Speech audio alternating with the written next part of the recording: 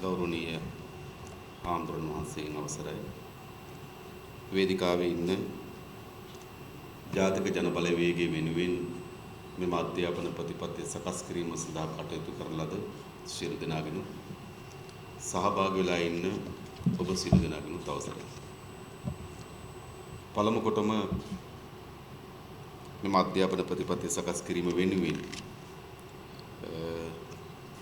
වේදිකාවේ ඉන්න අය වගේම අද සහභාගී නොවුණු පිරිසකුත් ඉන්නවා. ඒ සියලු දෙනාට අපේ පැත්තෙන් ස්තුතිවන්ත වෙනවා. මෙවැනි ප්‍රතිපත්ති මාලාවක් සකස් කිරීම සඳහා දක්වන ලද දායකත්වයේ වෙනුවෙන්. ඒ වගේම මෙතන සාකච්ඡා වූ පරිදි අපි විශ්වාස කරනවා අද අපේ රටේ මුහුණ දී තිබෙන ගැටලු අතර අර්බුදකාරීම වියවුල්කාරීම ශාස්ත්‍රය තමයි අධ්‍යාපනය. ඒ වගේම දේශපාලන ව්‍යාපාරයක් හැටියට අපි කල්පනා කරනවා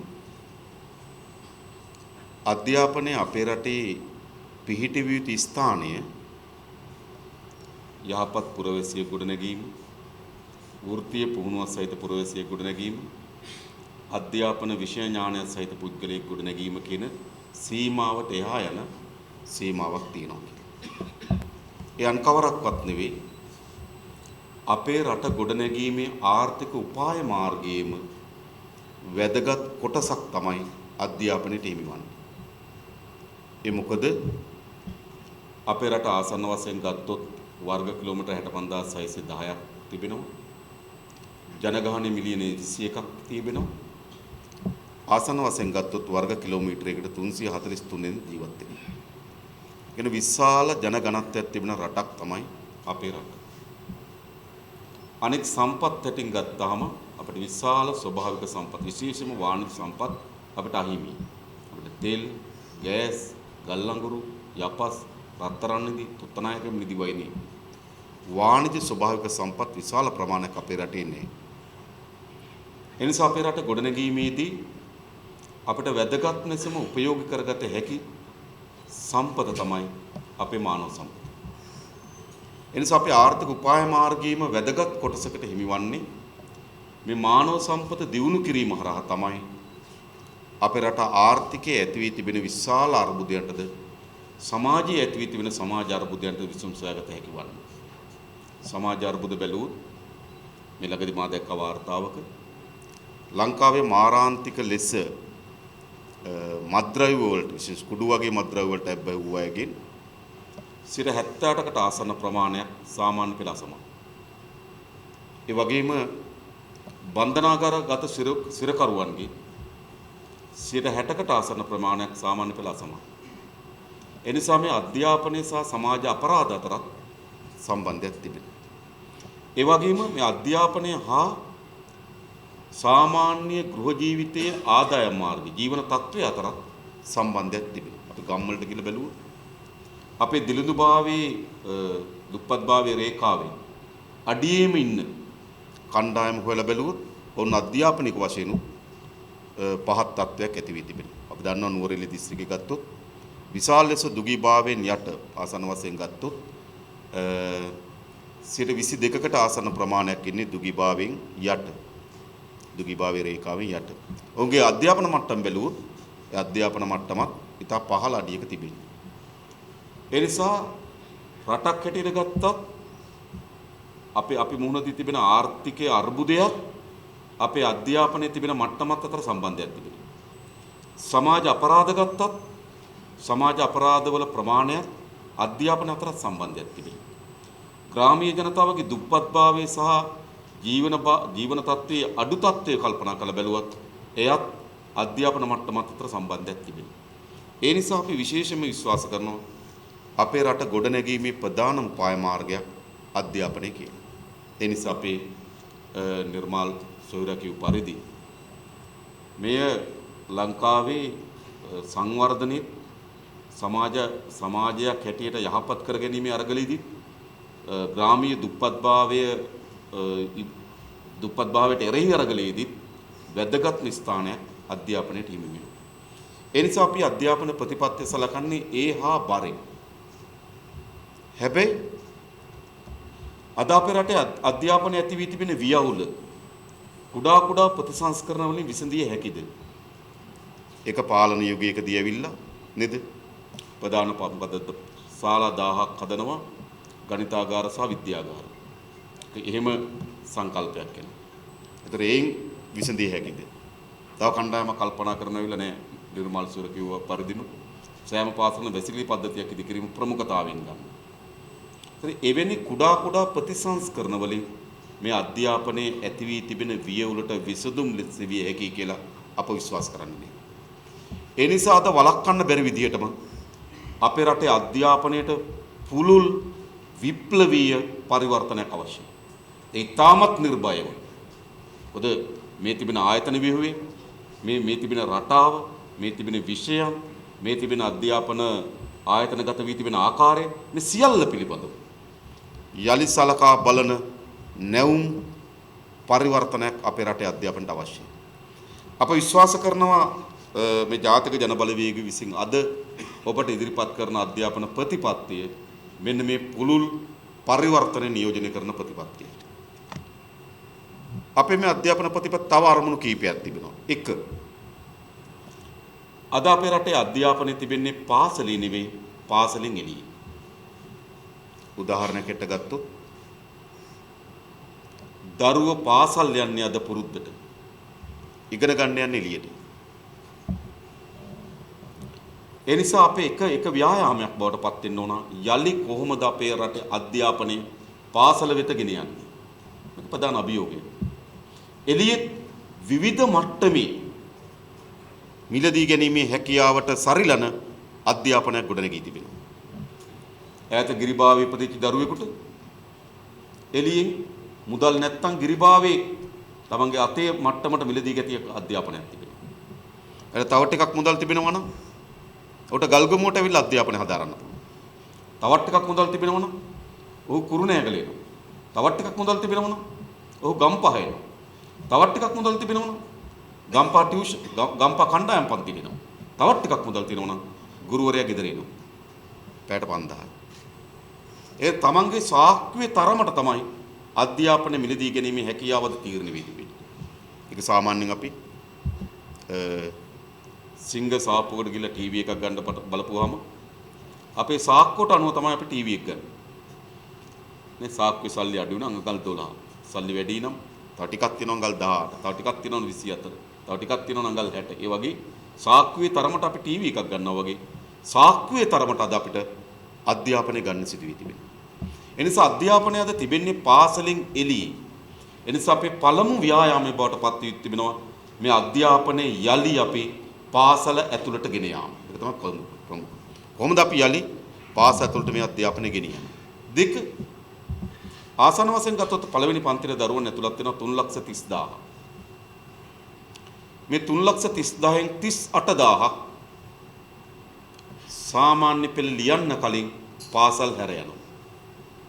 38,000 ආසන වශයෙන් 12 ළමයි 100ක් ඇතුළත් වුණොත් පාසල හැර යනවා 12ක් 3,30,000ක් ඇතුළත් වුණාම 38,000ක් පාසල් හැර යන සාමාන්‍ය පෙළට කලින්. සාමාන්‍ය පෙළෙන් තව විශාල පංගුවක් අත්තර යනවා. උසස් පෙළෙන් තවත් විශාල පංගුවක් අත්තර යනවා. අවසානයේදී 28,000ක් වැනි කුඩා පංගුවක් උසස් අධ්‍යාපනයට අවතීර්ණ වෙනවා. ඒ කියන්නේ දරුවෝ විශාල නිකන් මන්තිරු 6ක පාරකින් අධ්‍යාපනයේ පළමු දොරටුව පටන් ගන්නකොට ඔවුන් අවසාන උසස් අධ්‍යාපනයට අවතීර්ණ වෙන්නේ දෙවටක් දිගේ යනවා. විශාල පාරක 3,38,30,000ක වගේ දරුවෝ එනවා. පාරේ යනකොට එක එක සැතපුම් කණු ආසන්නයේදී දරුවෝ පාසල හැර ගිහිල්ලා අන්තිමට උසස් අධ්‍යාපනයට දරුවෝ යන්නේ දෙවටක් දිගේ යන තරමට දරුවෝ. එනිසා අපි ඊළඟ අභිප්‍රාය බවට පත් වෙන්න ඕන. මේ අධ්‍යාපනයේ දොරට පිවිෂ්ඨ වෙන හැම දරුවාම මෙම ප්‍රතිපත්ති ප්‍රකාශය සඳහන් කර තිබෙන්නේ අවුම් වශයෙන් අධ්‍යාපන ශාස්ත්‍රයේ ප්‍රඥාන් සහිතව උපාධිධාරීන් බවට 28%ක්වත් පරිවර්තනය කළ යුතුයි. ඉතිරි කණ්ඩායම යම් වෘත්තීය නිපුණතාවය සහිත ඩිප්ලෝමාධාරයෙක් හැටියට එළියට ආයිත්. කියන අධ්‍යාපන දොරටුවෙන් ඇතුළත් වෙන කිසිදු දරුවෙක් අතරමඟදී අධ්‍යාපන දොරටුවෙන් එළියට වැටීමක් සිදු නොවන ආකාරයෙන් සියලු දරුවාම එම දොරටුවෙන් යලි එළියට එන්නේ ප්‍රවිෂ්ඨ වූ දොරටුවෙන් නේද? ඒ ගමන් මාර්ගය අවසන් කළා යලි එළියට එන්නේ. ඔහුට අධ්‍යාපන හෝ වෘත්තීමය පුහුණුවක් සහිත කණ්ඩායමක් ලෙස. එය මේ අධ්‍යාපන ප්‍රතිපත්තියේ එක් අරමුණක් බවට පත් වී තිබෙනවා. ඊළඟ ප්‍රධාන වශයෙන් ගත්තොත් මේ අධ්‍යාපනයේ අද ඇති වී තිබෙන බර, මේ බර විශාල ප්‍රමාණයක් උසුලන්නේ දෙමව්පියෝ. ඒ නිසාද ගෙදරකට අධ්‍යාපනය හදාරන දරුවෙක් ඉදීම ඒ ගෙදරට බරක් වෙලා තිබෙනවා. ඒක නිකන් ගෙදරට බරක් අපි ඕන තරම් දැකලා තියෙනවා. දැන් මේ සෝමසිරි මහත්තයාට කරදරයිනේ. දරුවෝ දෙන්නම උසස් පෙළ කරනෝනේ. ඒ කියන්නේ දරුවෙක් අධ්‍යාපන හැදෑරීම ගෙදරකට බරක් වෙලා තිබෙනවා. ඒ නිසා අපේ ප්‍රතිපත්ති ඊළඟ අරමුණ බවට පත් වෙන දේ තමයි දරුවාගේ බර ගෙදරට දෙනවා වෙනුවට, ඒ දරුවාගේ හිමි පවුලට දෙමව්පියන්ට ලබා දෙනවා වෙනුවට දරුවන්ගේ සියලු බර රාජ්‍ය වෙත පවරා ගැනීමේ ප්‍රතිපත්තිය. මෙන්න මේ අරමුණු සහිතව තමයි මේ ප්‍රතිපත්තිය සකස් වී තිබෙන්නේ. ඒ අරමුණු ඉටු කර ගැනීම සඳහා ආරම්භය අපි හිතනවා මේ අපි ප්‍රතිපත්තියෙන් සඳහන් කරලා තියෙන පූර්ව ළමාවිය සංවර්ධන මධ්‍යස්ථාන සාමාන්‍යයෙන් මේ ලදරු පාසල් කියන එකෙන් ඔබට යන සංකල්පයක් ඒක ඇතුලේ තිබෙනවා. කෙසේ වුවත් අද අපේ රටේ තිබෙන ලදරු පාසල් පෙර පාසල මොන මට්ටමේද තිබෙන්නේ?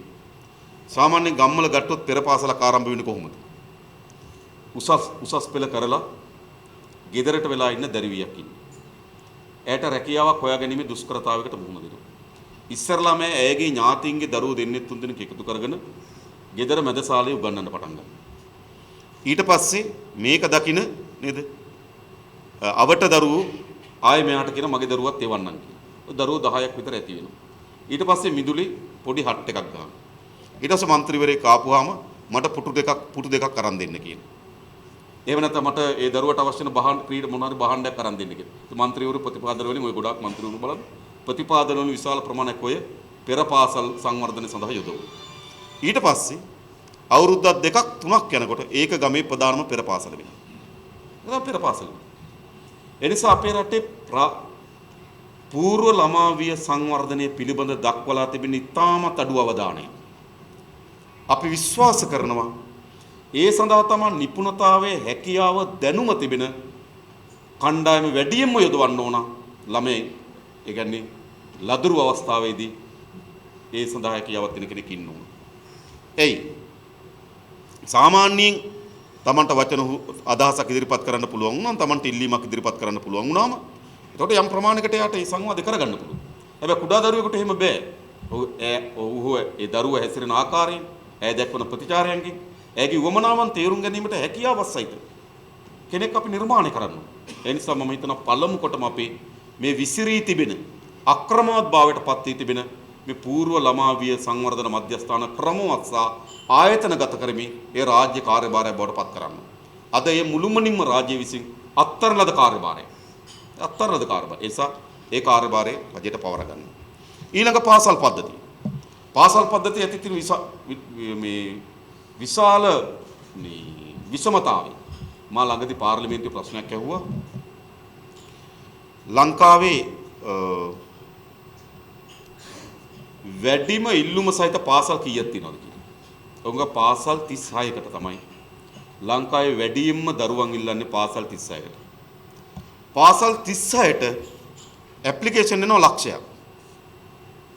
පාසල් 36කට ඇප්ලිකේෂන් ළමයි ඉල්ලනවා ලක්ෂයක් ඉල්ලනවා පාසල් 36. 3,30,000යි පළවෙනි පන්තිට ඇතුළු කරගන්න. ආසන්න වශයෙන්. පාසල් තියෙනවා 10,062ක් විතර.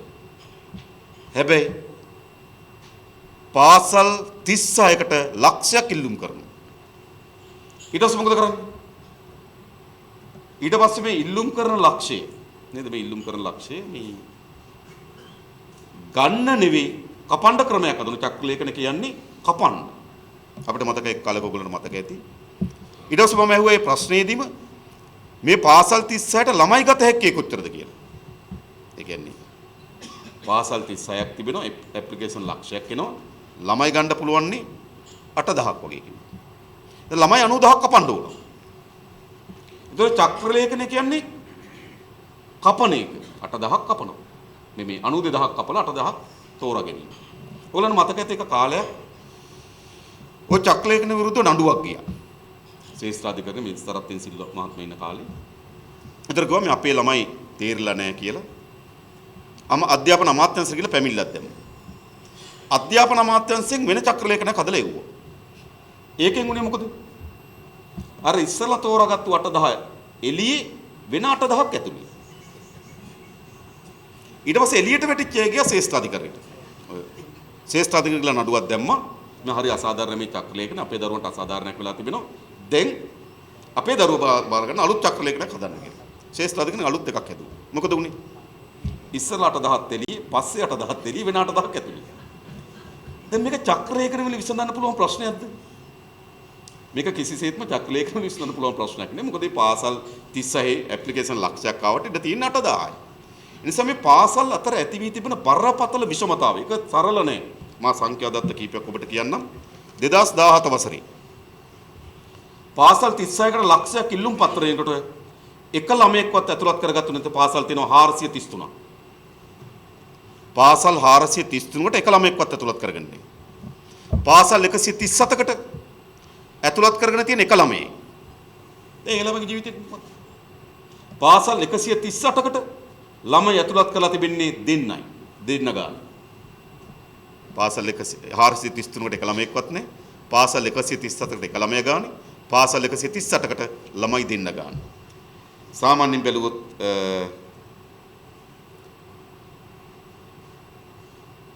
පාසල් 1345කට ළමයි 5ට වඩා අඩුයි. පාසල් 1345කට ළමයි 5 දෙනාට වඩා අඩුයි පළවෙනි පන්තියට ඇතුළත් වෙලා තිබෙනවා. ඒ කියන්නේ නේද පාසල් 1845 සමාන 1845කට ළමයි 5 දෙනාට වඩා අඩුයි පළවෙනි පන්තියට ඇතුළත් වෙලා තිබෙනවා. හැබැයි පාසල් 36කට ඇප්ලිකේෂන් ලක්ෂයක් ඉන්නවා. එනිසා මේ පාසල් අතර ඇති වී තිබෙන මේ විෂමතාවයට අපිට උත්තරයක් අවශ්‍ය වෙයි තිබෙනවා. ඒ වගේම ගුරුවරු බැලුවොත් එක ගුරුවරයෙක් ඉන්න ඉස්කෝල 54ක් තිබෙනවා. ගුරුවරු දෙන්නෙක් ඉන්න ඉස්කෝල 97ක් තිබෙනවා. ගුරුවරු 10ට වඩා අඩු පාසල් 3349ක් තියෙනවා. ලංකාවේ පාසල් වලින් 3න් එකකම ගුරුවරු 10ට වඩා අඩුයි. ළමයි ගත්තොත් ළමයි 50ට වඩා අඩු ඉස්කෝල 1486ක් තියෙනවා. ළමයි 50ට වඩා අඩුයි පාසල් 1486ක. ළමයි 5 දෙනෙක් ඉන්න ඉස්කෝල 262ක් තියෙනවා. 5ට වඩා අඩු. එක ළමයි එක ළමයි 15යි අතරයි. එක ළමයි 15යි අතර පාසල් තියෙනවා 262ක්. ළමයි 30ට වඩා අඩු පාසල් තියෙනවා 510ක්. ළමයි 50ට වඩා අඩු පාසල් ඔක්කොම ගත්තම 1486ක් තියෙනවා. ඒතර පාසල් 1486ක ළමයි 50ට වඩා අඩුයි. දැන් අපි හිතමු මේකේ නිවාසාන්තර තරගයක් තියෙනවා කියලා. ඕලු නෙළුම් මානෙල් කියලා මේ ළමයි 50 බෙදන්න ඕන. එක නිවාසයකට ලැබෙන්නේ නේද 16යි 18යි 17යි 17යි එහෙම ගත්තොත් හරිනේ 17යි 16 දැන් සාමාන්‍ය ඉවෙන්ට් කීයක් තියෙනවද 19න් මොකද 11න් 15 13න් 15 17න් 15 මේ 15 ටික හදපුවා දුවන්න පනින්න ඔක්කොම ඉවෙන්ට් තියෙන 50ක් විතර ඒ නිසා මෙවැනි පාසලක හැම දරුවම එක ළමයි දුවන්නේ ඉන්නේ එක ළමයි පනින්නේ ඉතින් ඒගොල්ලෝ දරුවෝ නෙවෙයිද මම අහන එක ප්‍රශ්නේ එකම එක දරුවෙක් හෝ ඒ දරුවා දරුවෙක් නෙවෙයි. ඒ දෙමව්පියන්ට විශාල බලාපොරොත්තුවක් තිබෙනවා. අපේ රටේ සෑම රටකටම වඩා වැඩියෙන් තමන්ගේ දරුවන්ට උගන්වන්න වේසමාංශ වෙන දෙමව්පියන් ලංකාවේ. විශාල දෙමව්පිය ප්‍රමාණයක් දෙමව්පිය මොකද අපේ සාමාන්‍ය ගම්වල සංකල්පයක් තිබෙනවා. මට වඩා නේද වැඩියෙන් මගේ දරුවට ඉගෙනුවොත් මට වඩා හොඳ අනාගතයක් මගේ දරුවන්ට හම්බ වෙයි කියලා. මේ බලාපොරොත්තුවක් තිබෙනවා. ඒ නිසා අපි දැකලා තිබෙනවා ළමයා ගැබට එනකොට තමයි අධ්‍යාපනයේ සැලසුම් හදන්නේ. ගේ මාරු කරනවා, ලයිට් බිල් මාරු කරනවා, වතුර බිල් මාරු කරනවා, ඉස්කෝලයක් හොයාගන්න. ඒ විතරක් නෙවෙයි. දරුවා ගැබෙන් එළියට ගන්න කාලයක් තීරණය කරනවා. ඒ ඉස්කෝලේ ඇතුළත් කිරීමේ දින අනුව. ලංකාවේ මේ ළඟදී මට වෛද්‍යවරු කණ්ඩායමක් ලංකාවේ වැඩිම දරුවෝ උපත් සිද්ධ වෙන්නේ ජනවාරි 15වත් 31ත් අතර. වැඩිම දරුවෝ පස්සේ ජනවාරි 15වත් 31ත්. ඇයි? ජනවාරි 31කට කලින් දරුවෝ ඉපදුනොත් අවුරුද්දක් කලින් ඉස්කෝලේ යවන්න පුළුවන්. ඒගොල්ලෝ එමුනේ මම ජනවාරි 31කට කලින් ඉපදුනොත් අවුරුද්දකට කලින් ඉස්කෝලේ යවන්න පුළුවන්. ඒ නිසා උඩරිම try කරනවා ජනවාරි 31කට කලින් ගන්න. අපේ සහෝදරයෙක් ඉන්න මාතලේ යමට කතා කළා අයියේ වැඩේ හරි කිව්වා. මම මොකෝ නෑ බබා හම්බුණා නංගිට කිව්වා. මම ඉතින් ප්‍රශ්නයක් නෑනේ. නෑ 31කට කලින් කොහොම හරි ගත්තා කිව්වා. හරිද? දැන් මම අවංකව කියන්නේ දැන් මේ පොරයක් තියෙන. ඉතින් ඒ කියන්නේ දරුවාගේ ඒ ගැබේ කුසේ කාලේ තව සති දෙකක් නේද? කුසේ කාලේ තියෙන පෙබරවාරි 14. හැබැයි පෙබරවාරි 14 දරුවෝ ඉපදිනකම් බලන් හිටියොත් නේද? අවුරුද්දක් ගෙදර ඉන්න වෙනවා. නිසා ගැබේ ඉන්න කාලේ අඩු කරනවා.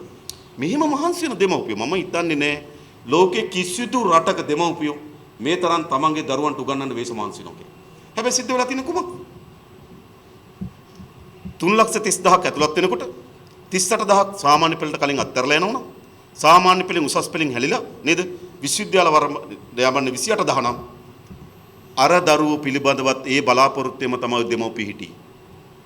හැබැයි දෙමව්පියන්ගේ බලාපොරොත්තු ඉටු කරගන්න අසමත් වී තිබෙනවා. නිසා පළමු කොටම අපි මේ පාසල් පද්ධතියේ යලි ස්ථානගත කිරීම ගැන කල්පනා කරලා බලන්න. මගේ මේ යෝජනාවේ තිබෙනවා. යලි ස්ථානගත කරන්න නෙවෙයි. එක ළමයෙක්වත් ඇතුළත් වෙන පාසල්, එක ළමයෙක් ඇතුළත් වෙන පාසල්, ළමයි දෙන්නෙක් ඇතුළත් වෙන පාසල් ප්‍රමාණය, එක ගුරුවරු 5ට වඩා අඩු පාසල්, ළමයි 50ට වඩා අඩු පාසල්. පාසල්. ඒ නිසා යලි ස්ථානගත කිරීමක් ගැන කල්පනා කරන්න ඕනකම තිබෙනවා. අන්න එහෙම කල්පනා කිරීමේ යෝජනාවක් මෙම අධ්‍යාපන ප්‍රතිපත්තියට ඇතුළත් කොට තිබෙනවා. ඊළඟ දරුවන්ට යන්න වී තිබෙන දුර කලාප විශාල දුර කලාපයක් අද දරුවන්ට යන්න සිදු වෙනවා. මම දන්නවා ගල්ගමු ඉඳන් මලියදේවට දරුවන් එනවා. මෙහි හබර් ඒ කියන්නේ මින්නේරිය ඉඳන් නුවර ධර්මරාජයට ළමයි යනවා. මින්නේරිය ඉඳන් සාමාන්‍ය ගතොත් අපි දන්නවා සුනිල් සෝද දන්නවා නේ මින්නේරිය ඉඳන් දරුවෝ එනවා මේ ධර්මරාජයට නුවර පාන්දර 4ට නැගිටින්නේ 8ට 10ට ගෙදර ඉන්නේ. ඒ නිසාද දරුවෝ විශාල ප්‍රමාණයක් මේ අධ්‍යාපනයේට මුහුණ දීම නිසා මානසික ආතතියට ලක් වෙලා තිබෙනවා. මට මේ ළඟදී හම්බුණා ප්‍රධානම අපි පෙරේද එකතු කරා මේ පෞද්ගලික පන්ති උපකාරක පන්ති වල ගුරුවරු කණ්ඩායම. එතන තරුණ ඉතාමත් දක්ෂ ඔය රසායන විද්‍යා ගුරුවරයා මේ වෙලාවේ කොළඹ ජනප්‍රියම. එයාගේ ඔයාගේ පන්ති වල ළමයි 1000 2000 ඉන්න පන්ති තියෙනවා කිව්වා. ආසන්න වශයෙන් ළමයි 1000ක් ඉන්න පන්තියක ළමයි 50 දෙනෙක්වත් අඩුම තරමේ මාසයකට වතාවක් මානසික වෛද්‍යවරයෙක් හම්බ වෙනවා. මානසික ආතතියින්ට මුහුණ දීලා තියෙන විශාල ළමයි ප්‍රමාණයක්. ඒ කියන්නේ ඉඳ හිට නෙවෙයි. ඒ කියන්නේ සෑම මාසයකටම ක්ලිනික් එකට යන ළමයි 50 ළමයි 1000ක් ඇතුළු ළමයි 50ක් ඉන්නවා කිව්වා. සෑම මාසෙකම ක්ලිනික් එකට යන මානසික වෛද්‍යවරයෙක් හම්බ වෙන්නේ. මේ ආතතිය දරා ගන්න මේ දරුවන්ට. අර මානසික වශයෙන් විශාල අර්බුදයන්ට මේ දරුවෝ මුහුණ දී තිබෙනවා. ආ ගණන් හදලා මට පෙන්නුවා. උසස් පෙළ දරුවෙකුට සතියේ ඉතුරු වෙන්නේ වරු 3යි. ඒකත් ඉතුරු වෙන්නේ වරු 3යි. එයා සරල ලෙස වෙලොත් මේ පන්ති තියෙනවා මේ පන්ති තියෙනවා මේවා තියෙනවා මේවා තිබුණාම වරු 3ක් ඉතුරු වෙනවා. ඒතර මේ මුළු විෂයන්ම වරු 3කට ඒගොල්ලෝගේ පැත්තෙන් කියන්නේ ඒක. මේ වරු 3කට මේ විෂයන් උගන්වලා පාඩම් කරන්න බෑ. ඒ නිසා අපි කරන දේ තමයි එන ප්‍රශ්න ටික කටපාඩම් කරමු. උත්තර කරන්නේ. එනිසා ඒගොල්ලෝගේ පැත්තෙනුත් තියෙනවා. එයාගේ පැත්තෙනුත් තියෙන මේක වෙනස් විය යුතු තිබෙනවා. මේ දරුවන්ට ඇති වී තිබෙන මානසික ව්‍යාකූලතාවය. ඒක ඉතා බරපතල ප්‍රශ්නයක් අද අධ්‍යාපනයේ. එනිසා දරුවන්ට අවශ්‍ය වෙන ළමා කාලයක් හිමි වෙන අධ්‍යාපන ප්‍රතිපත්තියකට අපි යන්න ඕන. ඒකෙදි මම කියවර කරුණු දෙකම. මේ යෝජනාවේ තිබෙන්නේ තමන්ගේ ගෙදර සිට උපරිම පාසලකට දුර කිලෝමීටර 4ක් විය යුතුයි. පෙර පාසලක නම් ගෙදර සිට උපරිම දුර කිලෝමීටර 2ක් විය යුතුයි. ඒ වගේම ඒ දරුවා ගෙන යාම සඳහා ඔබ දන්න ජපානයේ වගේ රටක් ගත්තොත් ජපානයේ වගේ රටකට බයිසිකල් ඒ කියන්නේ රථ වාහන වලින් දරුවෙකුට පාසලට එන්න තහනම්. එක්ක පයින් එන්න ඕන, එක පුට් සයිකලෙ ඉන්න ඕන. එන කාර් එකේ බස් එකේ දරුවන්ට එන්න බෑ ජපාන් වගේ රටවල. මොකද ආසන්න පාසලක් තිබෙනවා. ඔව් පාරේ යන්නේ, ඔව්ට පරිසරයත් එක්ක සම්බන්ධයක් හදනවා. ඔව් සමාජ සත්වෙක් බවට පත් වෙනවා. ඔව් මිනිස්සුත් එක්ක ඇසුරු කරනවා, මිනිස්සු මුණ ගැහෙනවා. නේද? මේ ඔක්කොමත් එක්ක එහෙම තමයි ජීවිතය ගොඩනගෙන්නේ. අපි මොකද කරන්නේ? අපි හදන්නේ සමාජ සත්වෙක් නෙවෙයි. පාන්දර නැගිටලා වාහනේට නගිනවනේ පටවනවා. පාන්ට පටවනවා. ආය හවස 8ට විතර වාහනෙන් ගන්නවා. සැමන්ටින් කඩනවා වගේ. සැමන්ටින් එකට දානවා නේද? ආය අපි ඉවන්න ඕන සැමන්ටින් එකෙන් ගන්න මේ වගේ තත්ත්ව. ඉතින් ඒ දරුවන්ට කිසි සමාජ ජීවිතයක් නැහැ. කිසි කෙනෙක් බාහිර කියවීමක්, නවකතාවක්, කවියක් කිසිවක් කරන්නේ නැහැ. ගොඩක් ඉස්සර අපිට මතකයි නේ සාමාන්‍ය ගම ළමයි රංචු ගහනවා, රණ්ඩු වෙනවා. අද එහෙම එකක්වත් නැහැ. අපිට එහෙම එකක්වත් නැහැ. ඒ නිසා ළමයිට නැවත ළමා කාලේ ලබා දීමේ ප්‍රතිපත්තියක් අපි මේ අධ්‍යාපනයේ ඇතුළු කරනවා. ඊළඟ අපි මෙතන ගොඩක් කියවුණු මේ අර විභාග කේන්ද්‍ර කරගෙන මේ අධ්‍යාපනයේ වෙනුවට සමාජ සත්වයක් ඉතා හොඳ නිර්මාණය කරන ඒ ඉතා හොඳ සමාජ සංවර්ධදායක වෙන පුරවැසියෙක් නිර්මාණය කරගත්තු අධ්‍යාපන ප්‍රතිසංස්කරණයක් අපිට අවශ්‍ය වෙයි. ඒ වගේම මේ සාර්ථක කර ගැනීම අපේ රටේ ගුරුවරුන්ට දැන් ගත්තොත් ළමයන් ඉස්කෝලේ අවුරුදු 13යි. උපරිම ගත්තොත් ළමයෙක් යන්නේ ඉස්කෝලේ 13යි. ගුරුවරයෙක් උත්තර කාලයක් යනවා. ගුරුවරයෙක් පාසල් යන අවුරුදු 30ක්. අවුරුදු 25න් ගුරු වෘත්තියට ආවනම් 55 වෙනකන් අවුරුදු 30ක් පාසල් යනවා. ඒ කියන්නේ 1989 ගුරු වෘත්තියට බැඳුණු කෙනා අදත් ඉස්කෝලේ යන උගන්වන්න. අධ්‍යාපනය ඔහු ඉගෙනගත්තු අධ්‍යාපනය ඔහුට ඒ වෙලාව තියෙන සමාජ අධ්‍යක්ෂින් ඔහුගේ ඒ වෙලාවේ අධ්‍යාපන ඇති වී තිබෙන වර්ධනයන්ගේ මට්ටම තමයි ඔහු සතුව තිබෙන්නේ. ඒ නිසා ඇත්තටම වැඩි අවධානයක් යොමු කරන්න ඕන ළමයිට උගන්වනවා වගේම ගුරුවරුන්ටත් නව දැනුම ගලාගෙන යන ක්‍රමවේදයක් අද අඩුම තරමේ අවුරුදු 5කට සැරයක්වත් සෑම ගුරුවරයෙකුටම නව දැනුම ගලාගෙන යන පුහුණු පාඨමාලා ආරම්භ කරන්න ඕන. ඒ ගුරු මොකද අවුරුදු 30ක් නෝට දැනුම කොච්චර වෙනස් වෙනවද? දැන් අපි 89 කියලා කියන ආසන්න අපි පාසල් ගියපු කාලේ. අපි දැන් අරන් බැලුවොත් උසස් පෙළ පන්තියක විෂය සැලකිත ප්‍රමාණක වෙනස් වෙලා තිබෙනවා. සැලකිත ප්‍රමාණක ඒකට ප්‍රයෝග කරගෙන තාක්ෂණ වෙනස් වෙලා තිබෙනවා. හැබැයි අපේ අවධියට වඩා ඒක වෙනස් වී තිබෙනවා. ඒක ගුරුවරුන්ට නැවත අධ්‍යාපන ලබා දීම ගුරු පුහුණුව කියන එක අතිශය වැදගත් මේ අධ්‍යාපන ප්‍රතිසංස්කරණය. ඊළඟ තමයි ගුරු වෘත්තියට බැඳීම. අද ගුරු වෘත්තියට බැඳීම සිදු වී තිබෙන තමයි මම මේක වේදයක් හැටියට කියනව නෙවෙයි. වැඩිම ප්‍රමාණයක් අද ගුරු වෘත්තියට එමින් තිබෙන කාන්තාවන්ගේ පැත්තෙන්. ඇයි නිදහස කල්පනාවක් තිබුණා. 1:45ට ඇරෙන්න පුළුවන්, 3 වෙනකොට ගෙදර යන්න පුළුවන්, සෙනසුරාදා දින නිවාඩුයි.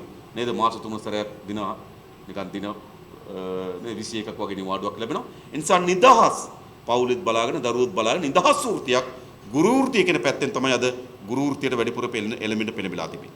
හැබැයි ගුරු වෘත්තියට වැඩිපුර පෙළඹෙන්න ඕන මොන පැත්තෙන්? ඒ සමාජ වගකීමක්, ඒ අනාගත සමාජය බාර ගැනීම සඳහා ඉන්න දරු පරම්පරාව ගොඩනැගීමේ පැත්ත. ඊටමත් වගකීම් සහිත වෘත්තියක් ලෙස නෙවෙයි අද ගුරු වෘත්තිය ජනප්‍රිය වෙලා තිබෙන්නේ. අද ගුරු වෘත්තිය ජනප්‍රිය වෙමින් තිබෙන්නේ නිදහස් රැකියාවක් ලෙස. ඒ වගේම ඊටමත් අඩු වැටුප් සහිත රැකියාව. අපි දන්න සමහරට ගත්තොත් මට සමහර අය කියලා තියෙනවා අවුරුද්දට සාරි 3ක් ගන්න උනොත් මාසේ පඩිය ඒකට ඉවරයි. එතෙන් දෙවිලා තියෙනවා. ඒ නිසා මේ යෝජනාවලිත් ඇතුළත් කළ තියෙන ගුරු වෘත්තිය අඩුම තරම අපේ රටේ ප්‍රධාන වෘත්තීන් 10 එක වෘත්තියක් බවට ගුරු 10 ඇතුළත ගුරු වෘත්තිය ඇතුළත් වී තිබේ.